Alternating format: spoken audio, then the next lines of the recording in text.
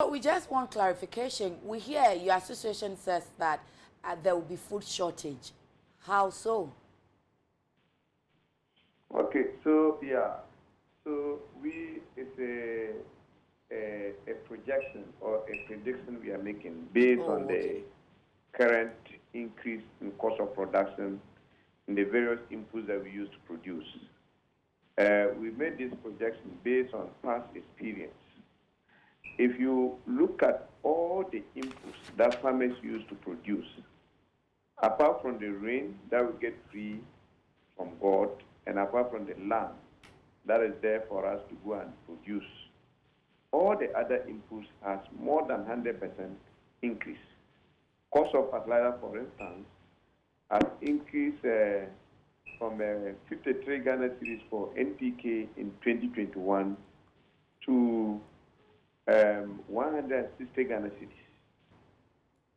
Cost of weedicide has increased from 25 Ghana cedis to somewhere 50 Ghana cedis. Cost of plowing, because of increase in fuel prices, has more than quadrupled. So when you put all these factors together, you realize that it has significant impact on cost of production. We then decided to go and speak to our members, who are the smallholder farmers, who produce over 80% of the food that we eat and for industry. A majority of them we spoke to, according to them, they're looking at the cost of production. They are either going to reduce their size of farm, or they'll produce without applying fertilizer. Others are also saying that they're going to look for other businesses to do instead of farming. So if these things happen, based on what they're saying, it will obviously impact on availability of food that we are expecting next year. Oh, I see. So you are just looking at the situation now and predicting or proposing that that will be the outcome somewhere next year and not even this year.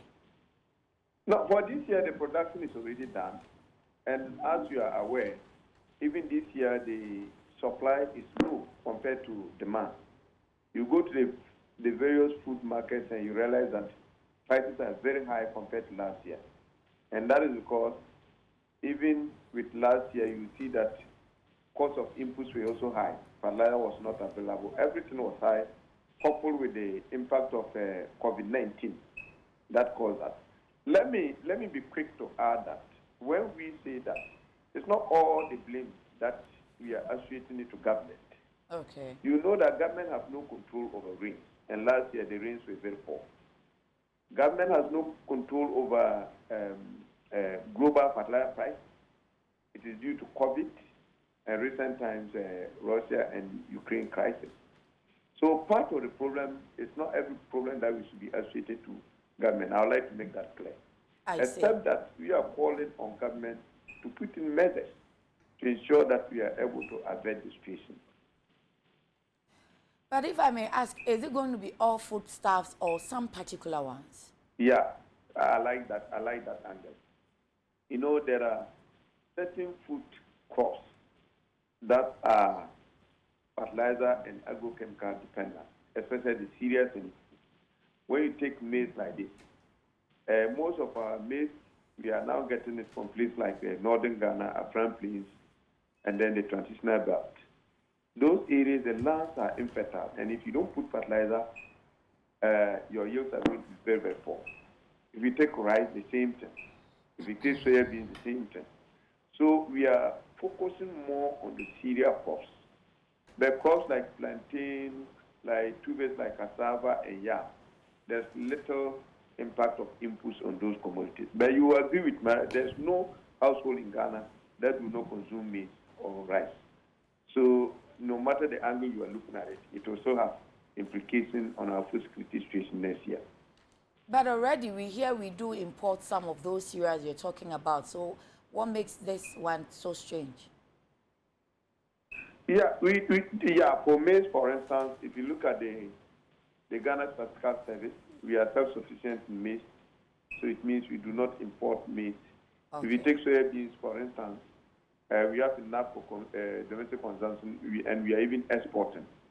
It is rice that we are 35% self-sufficient, and then we import the rest.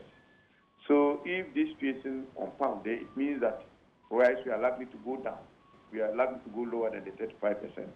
Now you need to also understand that this impact is not limited to only Ghana. It could also impact on the other countries that we are importing from. And when that happens, it will have negative implications on our importation as well. I see. Talking about the rains and its effects, and you're telling us that we get some of the cereals mostly from northern Ghana. What about the dams? Government told us that they constructed. Were they not helpful? Couldn't they help? Yeah, I think those dams were meant for a particular purpose. If you are familiar with how farming is done in northern Ghana, even the existing dams that we have, those dams are basically used for production of vegetables like pepper, tomatoes, garden eggs, and onions. But for the one village, one dam, you all agree with me that those dams were just smaller dams in the communities, and they couldn't actually contain water like we were all expecting. When you go to most of those places now, the dams are dry. So communities are not actually using those dams for making any meaningful farming. Some of them are saying that they are reserving the water for their animals to drink in and for other domestic activities. So the dams are not actually serving the purpose of dry season irrigation. You can find out yourself in all the places where the dams are constructed, and I don't think they've been able to use for those purposes. I see.